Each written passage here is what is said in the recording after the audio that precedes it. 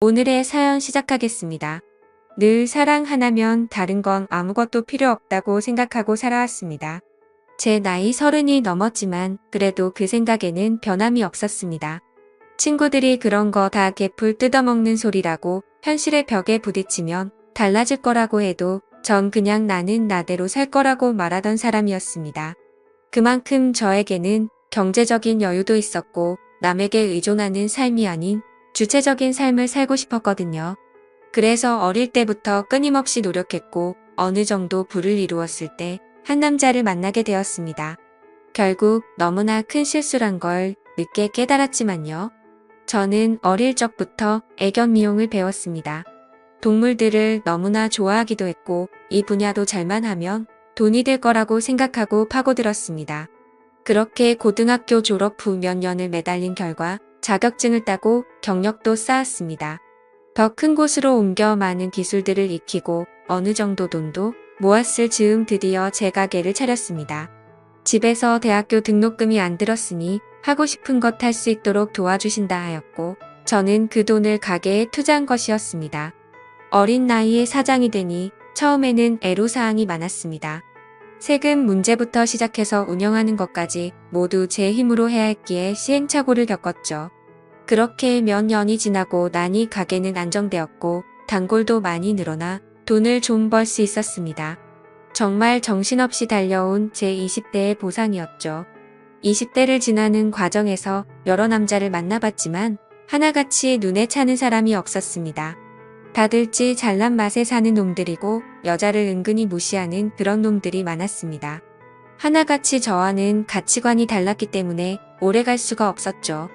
늘 번번이 사랑에 실패하다 보니 아직까진 사랑을 할 때가 아닌가 보다 생각하고 체념하고 살았습니다. 그렇게 20대를 다 보내고 30대가 되었을 때 주머니는 풍족해졌지만 외로움을 느끼기 시작했습니다. 어느 순간 내가 뭘 위해 이렇게 악착같이 일하며 돈을 벌고 있나 하는 생각이 들기 시작하니 너무나 공허했습니다. 그렇게 연애를 해야겠다는 생각을 가진 후에 닥치는 대로 남자를 만났습니다. 클럽도 가보고 소개팅도 해보고 별짓을 다 해보았지만 예전과 마찬가지로 그냥 그놈이 그놈으로 보였습니다. 그래서 나는 누굴 만날 수 없는 건가 체념하고 있던 와중에 친구가 너는 그냥 내가 마음대로 휘두를 수 있는 연하남이 딱이야 라고 말하기에 내가 그런가 생각을 하게 되었습니다. 그러다가 우연히 술집에서 외모가 마음에 드는 연하남을 만났습니다. 그날 그냥 재밌게 놀고 헤어지는 줄 알았는데 다음 날 또 연락이 와서 보고 싶다고 하더군요. 난생 처음 설렘이란 걸 느껴봤습니다. 그렇게 만남을 몇 번 이어가게 되었고 연애를 하게 되었습니다. 정말 대장부 같은 성격의 제가 사랑하는 사람이 생기니 여자인 척도 하고 싶고 치마도 입고 싶고 그렇게 되더군요. 그놈이 회사원이기는 했지만 저와는 벌이 차이가 꽤 많이 나는 편이었고 전 그런 것에 인색하지 않았기에 제가 주로 계산을 하며 데이트를 했습니다. 그러던 어느 날 너랑 결혼하면 행복하겠다. 맨날 맛있는 거 먹고 이 말을 하기에 저도 모르게 결혼하면 되지 했습니다. 그러니 정말 결혼할 마음이 있냐고 묻더군요. 그렇다고 했습니다. 그랬더니 그럼 결혼하자고 하더군요. 말도 안 되는 프로포즈 아닌 프로포즈였지만 기분이 나쁘지는 않았습니다. 그렇게 그 집안에 인사를 드리러 갔습니다. 불행의 시작이었죠. 제가 생각했던 것과는 달리 그놈의 집은 많이 가난했습니다. 해가 지고 다니는 건 꽤나 치장을 해서 다니기에 여유가 좀 있는 줄 알았는데 전혀 아니더군요. 그렇지만 상관없었습니다. 전 그냥 남편 될 사람과 잘 살면 되는 거고 시댁의 가난함이 저한테 미칠 영향은 크게 생각하지 못했으니까요. 처음에 저를 보더니 직업이 개털 깎는 거던가 물으셨습니다. 상당히 기분이 좋지 않았지만 그냥 나긋나긋 대답했습니다. 그러고 난 후에는 이제 겨우 다 키워서 사회인 만들어 놓은 애를 데려가 버리면 우리는 어떡하나 하시는 게 아니겠어요. 이건 뭐 약간 상황이 바뀐 느낌이랄까요? 그놈의 여동생도 옆에서 말하더군요. 돈 많다면서요. 왜 과일만 사왔어요? 하는 거 보니 약간 싹수가 노래 보이는 것 같기도 했습니다. 이때 탈출을 했어야 하는 건데 그때는 그냥 사람 하나 보고 가자 싶은 마음이었습니다. 제 눈이 완벽하게 잘못되었다는 것을 알게 된 것은 꽤 오랜 시간이 지난 후였습니다. 저희 부모님은 별로 달가워하시진 않으셨지만 제가 한다면 하는 성격인 걸 아시기에 남편을 그냥 좋게 생각하려고 노력하셨습니다.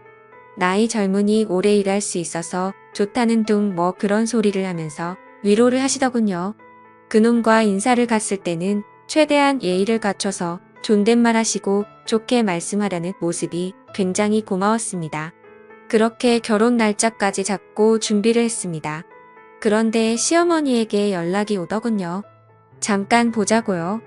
만나서 얘기를 들어보니 지금 남편이 일을 계속할 수 있는 상황도 아니고 여동생은 대학생인데다가 나도 집에서 살림하니 집에 벌이가 없다.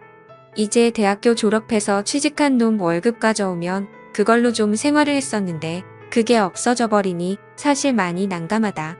결혼을 돈으로 하는 것은 알고 있지만 그래도 어떻게 좀 안 되겠냐고 물으시더군요.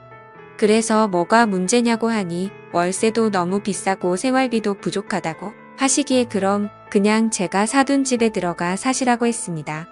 어차피 세입자를 구해야 하는 상황이었기 때문에 그렇게 말씀드렸습니다. 그랬더니 옳다구나 싶었는지 알겠다고 하더군요. 마치 처음부터 다 알고 있었던 것처럼요. 그리고 한 달에 생활비를 얼마 줬냐고 물으니 달에 그래도 100만 원씩은 줬다고 하기에 앞으로 100만 원씩 보내드리겠다고 했습니다. 그렇게 얘기를 좋게 끝냈습니다. 제가 가진 게 있었기 때문에 가능한 대화였고 그걸 나눠준다 하니 쉽게 화가 풀린 것이었죠. 그때는 이제 가족이니 괜찮겠지 하는 마음이었습니다. 그렇게 결혼을 하게 되니 남편이 된 그놈이 회사에 다니기 싫다고 하더군요. 본인도 장사를 하고 싶다고요. 처음엔 정말 철이었구나 생각했습니다. 그래도 마음을 계속 다잡았어요. 저렇게 모르는 순수한 모습에 내가 반한 거였지 하며 계속 스스로에게 최면을 걸었습니다. 남편에게 뭘 하고 싶냐고 물어보니 누구나 말하는 카페를 하고 싶다 하기에 역시나 싶었습니다. 그냥 카페 사장이나 하면서 알바 쓰며 자기 하고 싶은 거 하겠다는 심산이 뻔히 보였죠. 그래도 그냥 해줬습니다. 젊은 나이에 뭘 해봐야 어려운 것도 알고 쉽지 않은 것도 알 수 있을 거라고 생각하고요. 그런데 남편은 제가 자리 잡아놓은 샵들이 알아서 잘 굴러가는 줄 알았지. 그 전까지의 제 노력은 생각도 안 하더군요. 그냥 가게 차려놓으면 스스로 돈이 굴러들어온다고 생각하더라고요. 그렇게 장사를 시작하고 나니 사람이 겉멋이 잔뜩 들어서는 카페 사장이라는 게 정장 입고 다니며 가게에서 그냥 죽치고 앉아있는 게 다였습니다. 그래 망하든 말든 한번 해봐라 싶어서 그냥 가만히 두고 있었죠. 그놈의 동생도 문제였습니다. 저한테 언니 하면서 뭐 빌려달라 어디 가는데 용돈 좀 주면 안 되냐? 하여튼 제가 부모도 아니고 저한테 그런 부탁을 하기 일쑤였습니다. 시어머니, 시아버지도 마찬가지였고요. 심심하면 제가 있는 샵에 나와서 본인들이 사장이라도 된 것처럼 행동하는데 직원들 보기가 너무나 민망한 상황이 많았습니다. 그래도 그런 것까지는 그냥 그러려니 했습니다. 시간이 지나면 나아질 거라고요. 그러다가 제가 잘못된 선택을 한 결과가 본격적으로 돌아왔습니다. 도도하게 카페를 확장하러 자리를 본다고 간 사람이 그날 들어오지 않았습니다. 뭔 일인가 싶어 전화해보니 주변이 조용한 것이 이상했습니다. 어디냐고 물으니 너무 늦어서 그냥 자고 간다고 하더군요. 어디서 자냐고 물으니 그냥 소주 한 병 사서 모텔방에서 잔다고 하기에 얘기가 잘 안 된 거냐고 물으니 한숨만 쉬더군요. 뭐 나름 안 좋은 일이 있나 보다 하고 알겠다고 하고 말았습니다. 그리고 나서 다음 날 들어왔는데 직감적으로 뭔가 굉장히 안 좋은 쪽이 발동했습니다. 그래서 그냥 조용히 주차장으로 내려가 블랙박스 확인했습니다. 소리 녹화가 다 되어 있는데 혼자가 아니더군요. 여럿인 것 같았는데 그 중에서 아가씨 목소리도 들렸습니다. 차 좋다 어쩌다 하면서 지들끼리 노래 부르고 아주 난리가 난 상황이었습니다. 그러다 전화벨 울리고 음악 끄고 다들 조용하기에 아 내가 이때 전화했구나 생각이 들었습니다. 보아하니 그놈과 아가씨와 친구들과 바다로 놀러간 것이었습니다. 도대체 이놈의 집안은 나를 어떻게 생각하기에 남매가 이딴 행동을 하나 싶어서 화가 났습니다. 그리고 나서 바로 하지 않고 지켜봤습니다. 어떻게 하나 싶어서요. 제가 많이 둔한 여자라고 생각했던 모양입니다. 차에 블랙박스라는 존재를 아예 생각도 안 하고 있는 것 같고요. 저는 며칠 동안 계속 블랙박스 확인했습니다. 남매끼리 아주 잘 놀더군요. 그냥 저를 호구로 생각하고 언니한테 용돈 달라 할까? 나도 차 사달라 할까?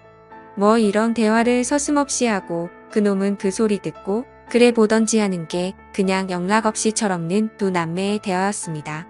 내가 이런 놈이랑 결혼한 건가 그때서야 조금씩 감이 오더군요. 콩깍지라는 것이 벗겨지기 시작했습니다. 그러다가 등신처럼 모텔 입구에 커튼 자국까지 차에 남기고 들어온 것을 보고는 도저히 이 정신 나간 것들을 가만둘 수가 없어서 계획을 세웠습니다. 일단 그렇게도 명의를 바꿔달라던 시댁이 살고 있는 집 그럴까도 생각했지만 혹시나 몰라서 아직 안 해주고 있었는데 천만다행이었어요. 그냥 세입자 찾았습니다.